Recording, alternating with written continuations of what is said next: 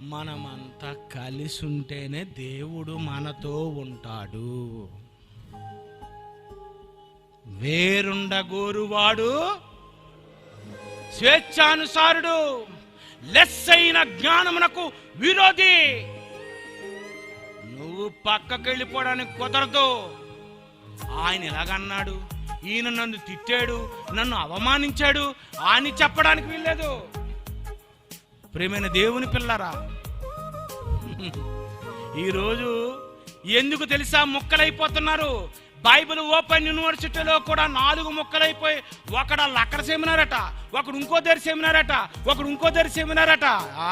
ఎలా పెట్టుకోవడానికి కుదురుతుంది? జైశాలి పీడి సుందర్రావుతో కలిసి ఉండాలి నువ్వు.